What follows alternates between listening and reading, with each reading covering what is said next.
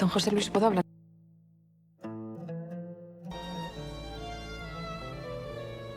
¿Está usted bien? Sí. Supongo que con la boda se estará acordando mucho de ella. Más que nunca. Pues sí.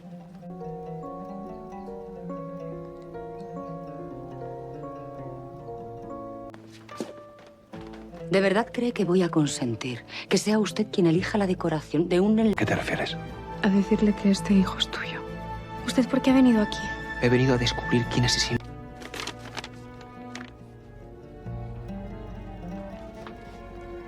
Todas. Ya, pero me preocupa que doña Victoria la eche en falta.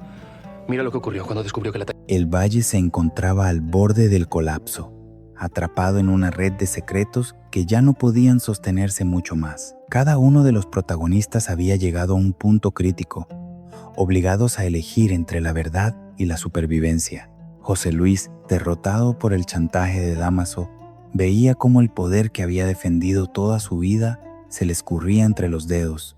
El escudo familiar, antaño símbolo de orgullo, se transformaba en una carga que amenazaba con aplastar a la siguiente generación. Matilde y Atanasio, con las cartas de Gaspar como prueba silenciosa, comprendían que el pasado seguía gobernando el presente. Ocultarlas era perpetuar la mentira. Revelarlas, provocar una tormenta capaz de destruirlo todo. Braulio, impulsado por el deseo de justicia, avanzaba sin miedo, dispuesto a descubrir al asesino de su padre, aunque eso significara señalar a los mismos pilares del valle. Su determinación añadía una tensión insoportable a un lugar ya saturado de culpas. Luisa y Alejo, separados por imposiciones ajenas al amor, encarnaban el sacrificio más cruel, renunciar a lo que sienten para proteger a otros. Mientras tanto, Pepa, Martín y Francisco se debatían en un triángulo marcado por silencios, advertencias y una verdad que amenazaba con estallar en el momento menos esperado. La sospecha de Amadeo y la fragilidad de Eva como guardiana de secretos auguraban nuevas revelaciones. Por encima de todos, Adriana se erigía como el detonante final. Su decisión de confesar la verdad antes de la boda, movida por la necesidad de empezar sin mentiras, ponía en jaque el frágil equilibrio que aún se sostenía. Su valentía o su inconsciencia arrastraba a todos hacia un desenlace incierto. El valle, testigo de amores, traiciones y pactos oscuros, se preparaba para afrontar las consecuencias. Nada volvería a ser igual tras la boda. La verdad, largamente contenida, estaba a punto de salir a la luz, y cuando lo hiciera, no distinguiría entre culpables e inocentes. En Valle Salvaje, el pasado siempre cobra su precio, y esta vez parecía dispuesto a reclamarlo todo. José Luis llevaba horas encerrado en la capilla, como si el silencio de aquel lugar pudiera absolverlo del peso que se le había venido encima. Allí, entre bancos de madera y la penumbra de las velas, repasaba una y otra vez las palabras que Dámaso le había lanzado con precisión quirúrgica. Ya no era él quien gobernaba su vida. El tiempo del duque omnipotente había terminado. Dámaso se lo había dejado claro. Debía abdicar, ceder el título y el control a Rafael, o exponerse a que la verdad sobre su pasado saliera a la luz y lo destruyera ante todos. Aquella amenaza no era hueca. José Luis lo sabía bien. Dámaso conocía demasiado y lo sabía usar. La idea de abdicar lo consumía. El escudo de la familia, ese símbolo que había venerado desde niño, parecía mirarlo desde las paredes con reproche. Había dedicado su vida a sostenerlo, a engrandecerlo, y ahora se veía forzado a entregarlo como moneda de cambio para salvar su propia piel. Rafael, su hijo, se convertiría en duque no por un acto solemne de sucesión, sino por una derrota íntima, silenciosa y humillante. José Luis sentía que el linaje se le escapaba de las manos como arena. Fue en ese estado cuando Adriana apareció en la capilla. Entró despacio, con respeto, como si temiera quebrar algo frágil en el ambiente. José Luis levantó la vista y la vio acercarse, con el rostro serio y una determinación que contrastaba con la vulnerabilidad que arrastraba desde hacía días. Adriana le pidió perdón. No fue una disculpa grandilocuente, sino sincera. Reconoció que, cuando le suplicó por la liberación de Luisa, lo había tratado con dureza, empujada por la desesperación. Aquellas palabras tocaron una fibra inesperada en el duque, que no respondió de inmediato. La conversación derivó, casi sin proponérselo, hacia el escudo familiar.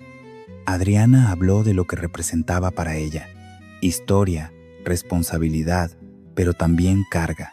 José Luis escuchaba, y en su silencio se mezclaban orgullo y temor. Pensó en Rafael, en el peso que recaería sobre él si finalmente aceptaba el chantaje de Dámaso.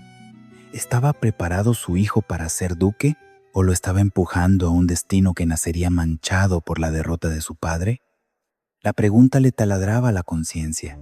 Mientras tanto, lejos de la capilla, las consecuencias de ese mismo chantaje empezaban a extenderse como una sombra por el valle. Dámaso había dejado claro que el tiempo corría en contra de José Luis.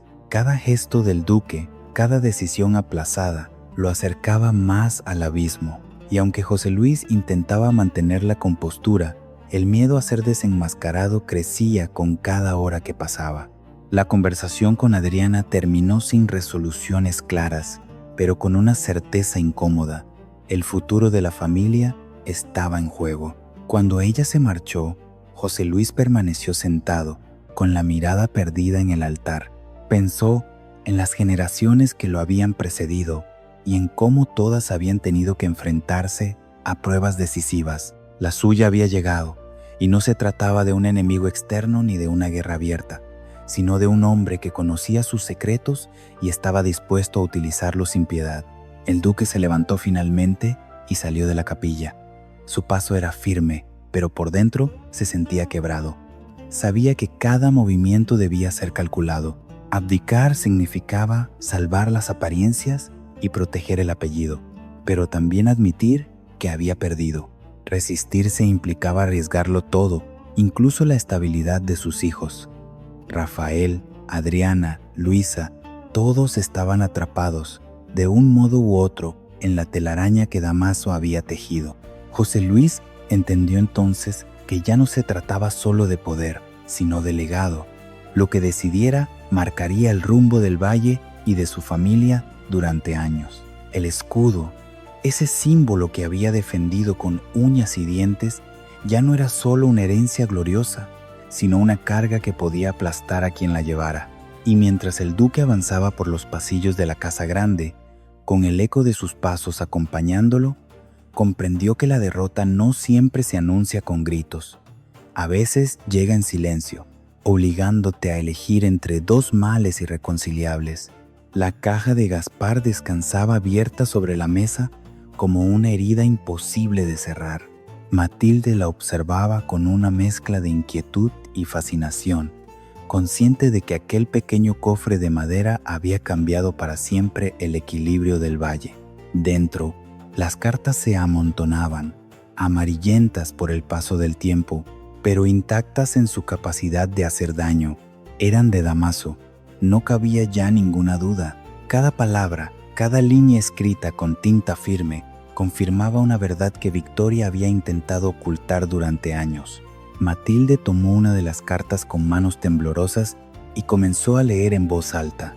En ella, Dámaso hablaba de su hijo con una ternura inesperada, casi dolorosa. Confesaba la emoción que sintió al saber que había nacido Gaspar, las ansias de tenerlo entre sus brazos y el sueño de regresar al valle con una fortuna suficiente para asegurarle un futuro digno. Aquellas frases tan humanas chocaban brutalmente con la imagen del hombre calculador y manipulador que todos conocían, pero también revelaban algo aún más perturbador.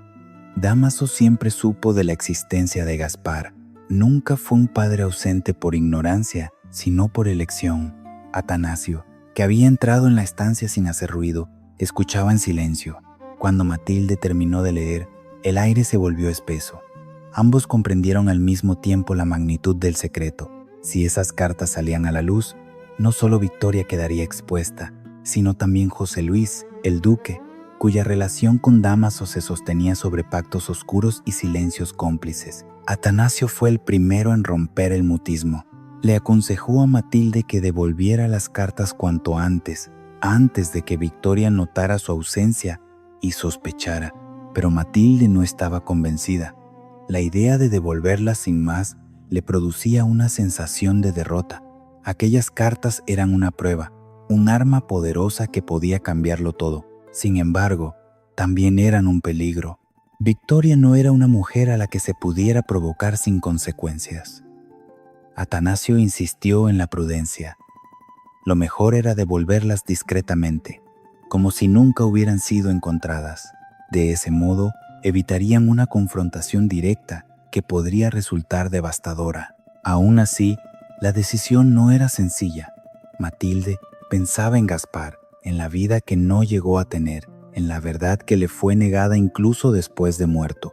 Sentía que ocultar esas cartas era una nueva traición, una continuación del engaño que había marcado la historia del niño, pero también sabía que enfrentarse a Victoria significaba exponerse a su ira, a su capacidad para destruir sin remordimientos. Mientras discutían, la figura de Dámaso parecía flotar sobre ellos, omnipresente. Cada carta confirmaba que él había movido los hilos desde la distancia, esperando el momento oportuno para reclamar lo que consideraba suyo. Su promesa de volver con una fortuna no era solo una ilusión paternal, sino parte de un plan mayor, uno que ahora empezaba a desplegarse con crudeza. Finalmente, Atanasio recordó a Matilde que el tiempo jugaba en su contra. Victoria podía aparecer en cualquier momento. La urgió a tomar una decisión inmediata, aunque no fuera definitiva. Matilde guardó las cartas de nuevo en la caja, con un gesto cargado de resignación. Sabía que aquella no era una solución, sino una tregua. El secreto seguía ahí, palpitante, esperando el instante adecuado para estallar. Cuando cerraron la caja, ambos compartieron una mirada de complicidad y temor. Habían cruzado una línea invisible al leer esas cartas, y ya no podían fingir ignorancia.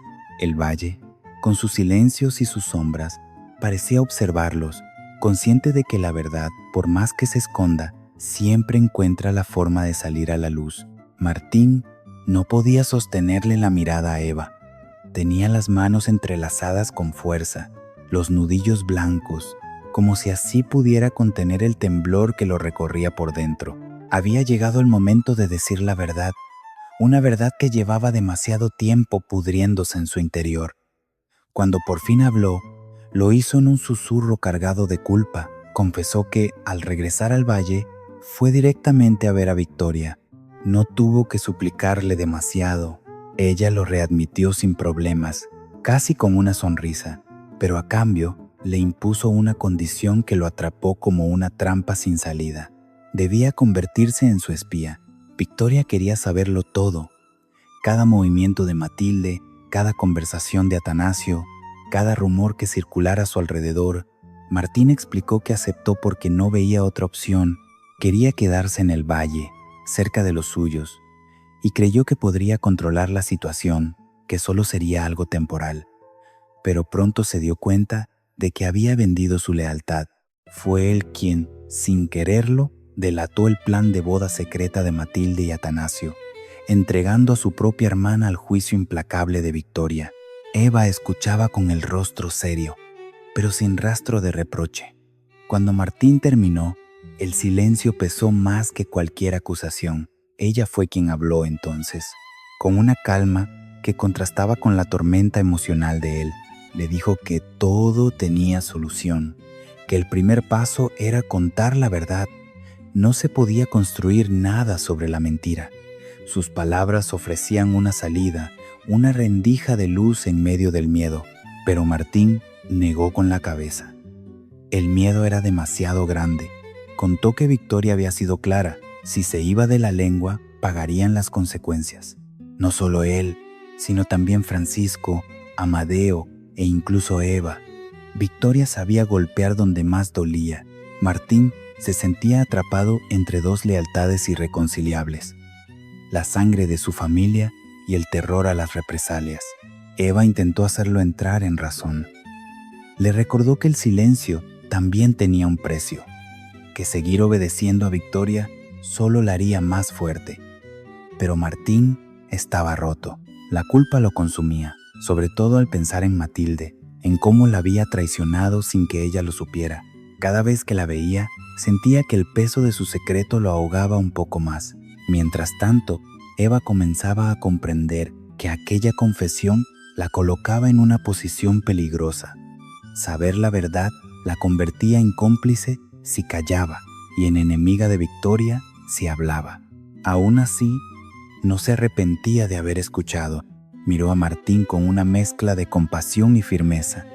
Le prometió que no lo dejaría solo, que buscarían una forma de salir de aquella encrucijada sin que nadie más resultara herido. Martín, sin embargo, sabía que ya había cruzado un punto de no retorno. La traición había sembrado desconfianza y había alimentado la maquinaria de Victoria. El valle parecía más pequeño, más asfixiante, y cada esquina le recordaba que estaba vigilado.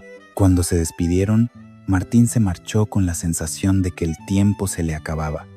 La verdad estaba a punto de emerger, y cuando lo hiciera, nada volvería a ser como antes. Luisa sostenía los pendientes entre los dedos con una atención que no era real.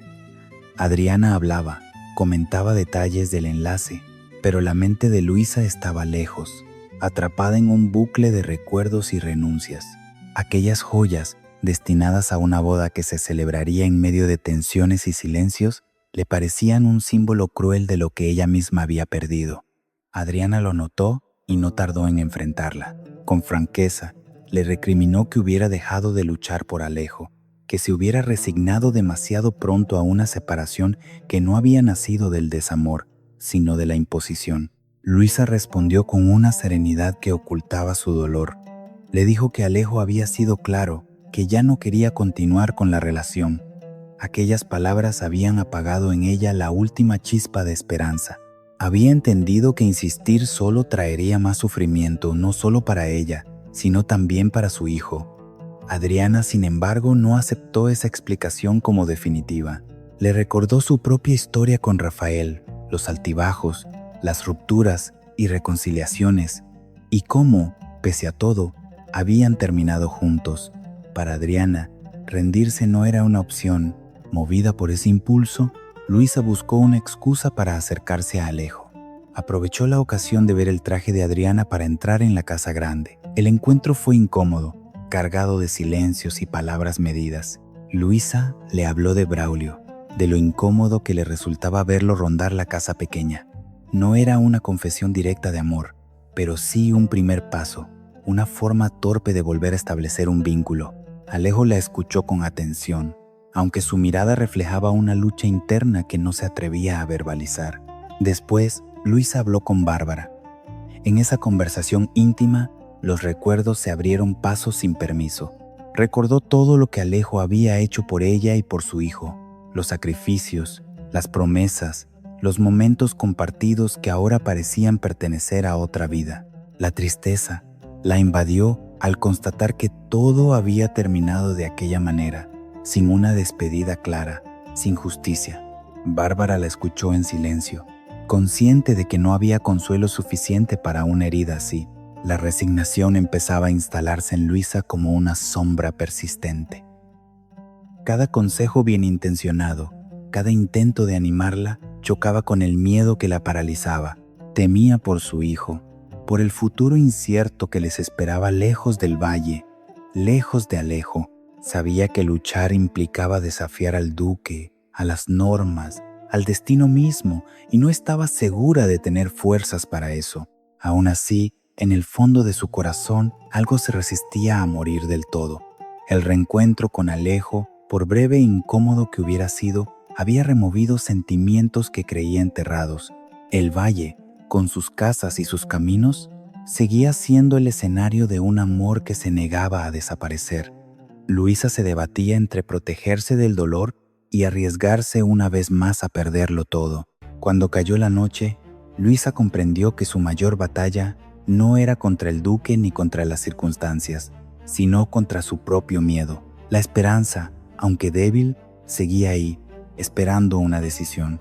Y mientras el silencio envolvía el valle, Luisa supo que el desenlace de su historia con Alejo aún no estaba escrito, aunque el precio de luchar pudiera ser demasiado alto. Braulio se había instalado en la casa grande con una naturalidad que inquietaba a todos. Su presencia era discreta, pero constante, como una sombra que se desliza sin hacer ruido. Para muchos, era solo un nuevo inquilino con un pasado confuso. Para otros, una amenaza latente. Él observaba el valle con atención, como si cada rincón guardara una pista que aún no había sido revelada. Su llegada no había sido casual, y poco a poco comenzaba a dejarlo claro. En una de sus primeras conversaciones importantes, Braulio se enfrentó a José Luis. Lo hizo con respeto aparente, pero sin sumisión. Le explicó que necesitaba dinero para enviárselo a su madre, asegurando que la situación en su casa era complicada. José Luis reaccionó con frialdad, preguntándole qué tenía él que ver con esos problemas. Braulio no se amilanó. Le respondió que tenía mucho que ver, más de lo que el duque estaba dispuesto a admitir. Aquella afirmación quedó flotando en el aire, cargada de una intención que José Luis prefirió no explorar en ese momento. La sombra de Domingo, el padre de Braulio, se hacía presente en cada palabra no dicha. Todos sabían que Domingo había sido un hombre con recursos, incluso que había prestado dinero a José Luis en el pasado. Braulio parecía conocer esos detalles, y su petición empezaba a adquirir otro significado. No era solo una súplica filial, sino una reclamación velada. José Luis comprendió que aquel joven sabía más de lo que aparentaba, y eso lo colocaba en una posición incómoda. Pero Braulio no solo tejía su red alrededor del duque, también se acercó a Luisa. Con un tono amable le habló de Evaristo, de lo sano que lo veía y de lo bien cuidado que estaba gracias a ella. Sus palabras fueron correctas, casi afectuosas, pero Luisa no pudo evitar sentirse observada, evaluada. Braulio parecía interesado en todo lo que ocurría a su alrededor, como si cada detalle pudiera servirle más adelante. Fue con Bárbara con quien Braulio mostró su rostro más sincero. En una conversación íntima, lejos de oídos indiscretos, le confesó el verdadero motivo de su llegada al valle. Estaba convencido de que el asesino de su padre seguía allí, oculto entre las mismas personas que fingían normalidad. No había viajado para rehacer su vida ni para buscar consuelo, sino para encontrar la verdad. Su determinación era férrea. No pensaba marcharse hasta descubrir quién había matado a Domingo.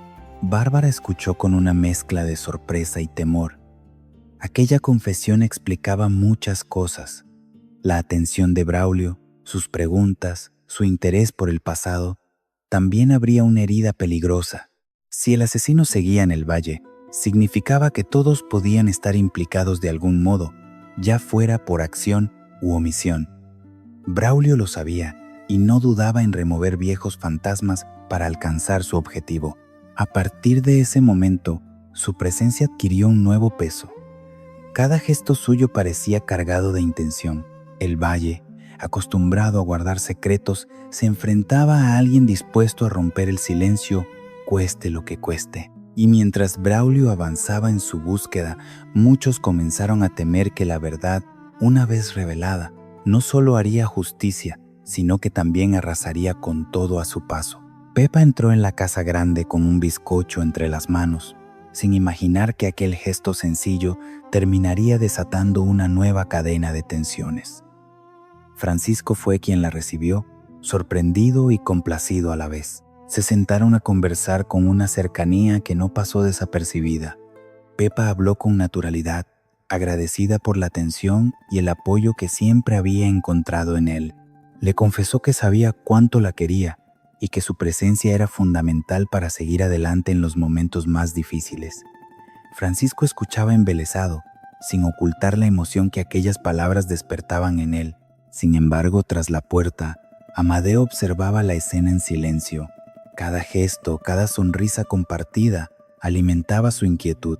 Cuando Pepa se marchó, Amadeo no tardó en advertir a su hijo.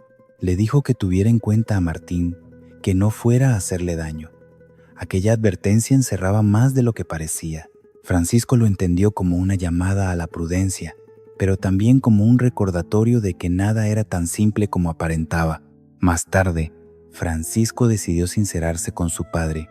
le confesó que estaba profundamente enamorado de Pepa y que no podía ignorar lo que sentía. Amadeo recibió la confesión con sorpresa, pero fue Eva quien intervino para poner cordura. Con firmeza, advirtió a Francisco que Pepa y Martín seguían enamorados, que meterse entre ellos sería un error que podría causar un daño irreparable. Sus palabras fueron directas, casi incómodas, pero necesarias. Amadeo no quedó del todo convencido. Algo en la actitud de Eva despertó sus sospechas. La manera en que defendía su postura, la seguridad con la que hablaba, le hicieron pensar que sabía más de lo que estaba dispuesta a admitir. Aquella intuición lo inquietó. Eva, por su parte, se mantuvo firme. No era solo una cuestión de moral, sino de lealtad. Sabía que Martín estaba atrapado en una situación delicada y que un paso en falso podía hundirlo definitivamente. El ambiente se cargó de silencios tensos. Pepa, ajena a gran parte de esas conversaciones, se debatía entre lo que sentía y lo que creía correcto. Su pasado con Martín seguía pesando, pero la atención y el cariño de Francisco le ofrecían una estabilidad que llevaba tiempo anhelando. Esa dualidad la desgastaba, aunque intentara disimularlo. En el fondo, todos eran conscientes de que la verdad estaba a punto de salir a la luz. Eva, especialmente, se preguntaba si sería capaz de guardar el secreto que Martín le había confiado. El chisme, como bien sabía Amadeo, era una tentación constante, y el valle no perdonaba las debilidades. Cada mirada, cada palabra medida, indicaba que algo estaba a punto de romperse. La relación entre Pepa, Martín y Francisco se convirtió así en un reflejo de las tensiones que atravesaban el valle entero. Amores cruzados, silencios impuestos y verdades peligrosas. Nadie podía moverse sin herir a otro. Y mientras el bizcocho de Pepa quedaba olvidado sobre la mesa, como un símbolo de una normalidad imposible, todos comprendían que el equilibrio era frágil y que bastaría un gesto en falso para que todo se viniera abajo. La tensión entre Mercedes y Victoria llevaba días fermentando, pero nadie imaginó que estallaría con tanta violencia por algo aparentemente trivial. La decoración floral de la boda fue la chispa que encendió un resentimiento antiguo, cargado de heridas nunca cerradas. Al principio, el desacuerdo se mantuvo dentro de unos márgenes aceptables. Adriana estaba presente y su sola figura bastaba para contener los impulsos de ambas. Sin embargo, cuando regresaron solas, sin testigos que suavizaran el ambiente, Victoria no pudo evitar dar rienda suelta a su desprecio. Mercedes se acercó con la intención de retomar el asunto de las flores, convencida de que todavía podía aportar su criterio. Victoria la cortó de inmediato. Con una sonrisa cargada de ironía, le dejó claro que no iba a elegir nada, que su opinión no tenía cabida en un enlace tan distinguido. Habló de clase, de buen gusto, como si Mercedes no supiera lo que esas palabras significaban. Cada frase era un golpe calculado, dirigido a humillarla, pero lo peor estaba por venir. Victoria, en su afán por herir, mencionó a la hermana de Mercedes. La evocó sin respeto, como si su memoria fuera solo un instrumento más para causar daño. Aquellas palabras cruzaron una línea invisible. Mercedes sintió que el aire se le escapaba de los pulmones. La rabia, contenida durante demasiado tiempo, estalló con fuerza. Le respondió que su hermana había tenido clase de sobra, algo que Victoria jamás podría entender. La discusión subió de tono rápidamente. Victoria, lejos de retroceder, arremetió con mayor crueldad. Preguntó con sarcasmo dónde debía enviar la invitación de boda a Bernardo, si a una taberna o a un lupanal. El insulto fue directo, deliberado, pensado para degradar no solo a Mercedes, sino a todo lo que ella representaba. Fue entonces cuando todo explotó. Las palabras se volvieron gritos, los reproches salieron a borbotones, arrastrando años de odio y rivalidad. Mercedes, herida pero firme, dejó claro que no permitiría más humillaciones. La alianza frágil que había intentado construir con Victoria se rompió en 1000 pedazos. Cada una acusó a la otra de hipocresía, de manipulación, de haber destruido vidas enteras con tal de imponer su voluntad. El pasado, con sus traiciones y silencios, salió a la superficie sin filtros ni concesiones. La pelea no fue solo un enfrentamiento personal, sino un síntoma del clima que se vivía en el valle. Las duquesas, figuras de poder y referencia, se mostraban incapaces de contener su odio, arrastrando a todos a su alrededor. Cuando el intercambio terminó, no hubo vencedoras, solo heridas abiertas y una enemistad más profunda que nunca. Mercedes se marchó con el corazón encogido, consciente de que algo se había roto de forma irreversible. Victoria se quedó atrás, con la mirada endurecida y una determinación peligrosa brillando en sus ojos. Aquella confrontación no había sido el final, sino el inicio de una guerra abierta, y en vísperas de una boda que pretendía unir, el valle se preparaba para afrontar las consecuencias de un conflicto que amenazaba con arrasarlo todo. Adriana caminaba de un lado a otro de la estancia, incapaz de quedarse quieta. La boda se acercaba y, lejos de sentir la calma que debería acompañar a los preparativos finales, una inquietud profunda le oprimía el pecho. Sabía que el ambiente estaba cargado, que las tensiones entre Mercedes y Victoria podían estallar en cualquier momento, incluso en mitad del enlace.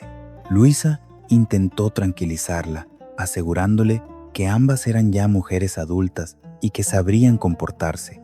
Adriana asentía, pero en el fondo no compartía esa confianza.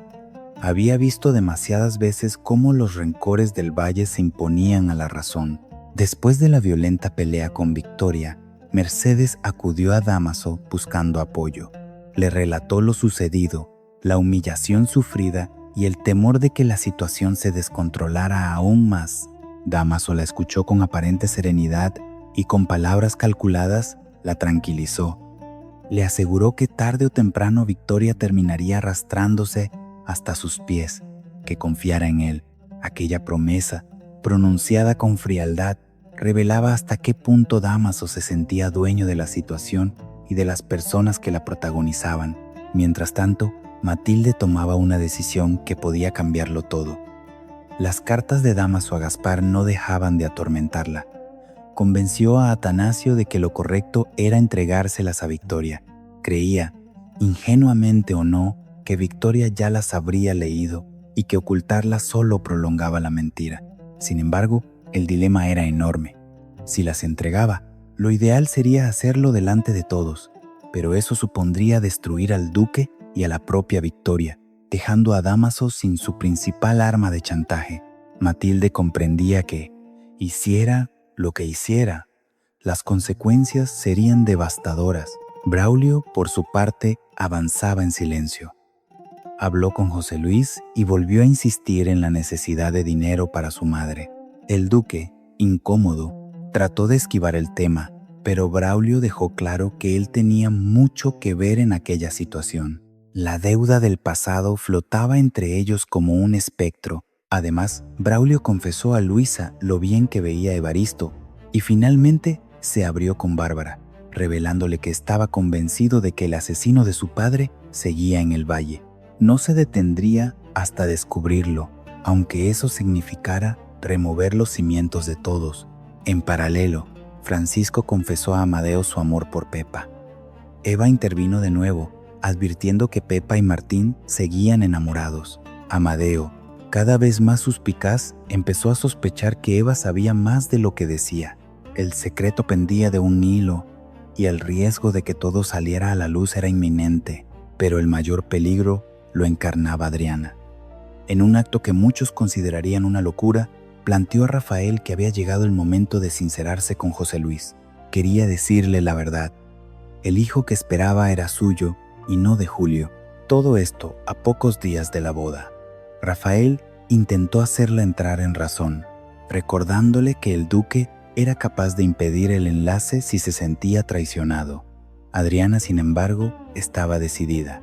No podía comenzar una nueva vida basada en una mentira. Con esa determinación temeraria, Adriana se convirtió en el epicentro de un conflicto final.